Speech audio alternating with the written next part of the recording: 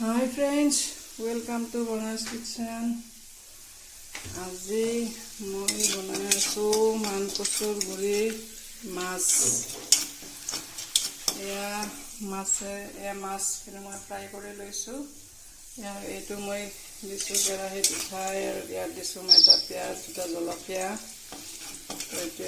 এতিয়া মই মান কচুৰ গুৰি এতিয়া ইয়াত দি দিম।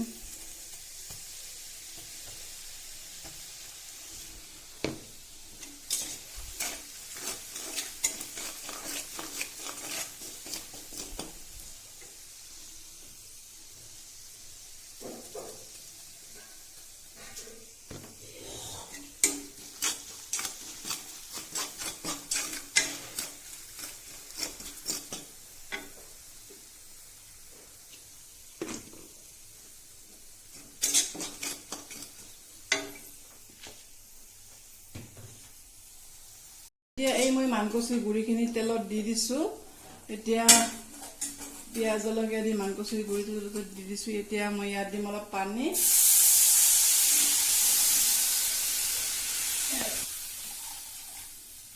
বেছি পানী দিব নালাগে, অলপে পানী দিলেই হ'ব। এতিয়া মই ইয়াত দিম হালধি দিয়াই আছে, এনে অলপমান দি দিছো আৰু মাছ ফ্ৰাই কৰোঁতে মই দিয়ে দিছিলো। ইয়াত দিম অলপ নিমখ, একো দিব নালাগে সেইটো বিশেষ মছলা, খালি জ্বলা পিঁয়াজখিনিয়ে, কিন্তু ইমান টেষ্টি লাগে খাবলৈ। এইটো অলপ গ্ৰেভি টাইপ কৰি বনাব লাগে। এতিয়া মাছখিনি মই ইয়াতে দি দিছো।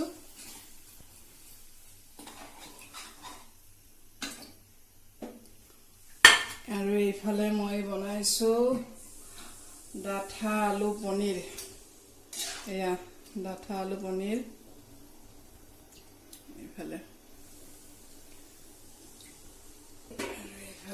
মাছ। এইটো এতিয়া মই অলপ ঢাকি থৈ দিম। এইটো এতিয়া গ্ৰেভি হ'লে অলপ মই নমাই থৈ দিম।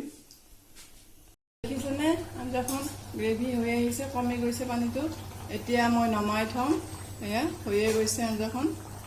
এতিয়া মই নমাই দিম। বহুত টেষ্টি হয় কিন্তু খাবলৈ এই কচু বৰাখন। যোনে খাই গমে পায়, আৰু যোনে যোনে খোৱা নাই এনেকৈ এবাৰ বনাই খাব। এয়া দেখিছেনে মোৰ এয়া কচুৰ গুৰি মাছ ৰেডি হৈ গৈছে। তো কেনে পালে আপোনালোকে ৰেচিপিটো।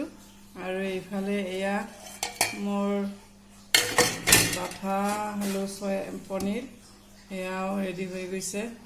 তো এয়াও নমাই থৈছোঁ। এই ৰেচিপিটো মই আপোনালোকৰ লগত শ্বেয়াৰ কৰা নহয়। ডাঠা আলু অন্য একো নাই, চিম্পুলকৈ জ্বলা পিঁয়াজ অলপ নহৰু বেচি দিছোঁ ইয়াতে।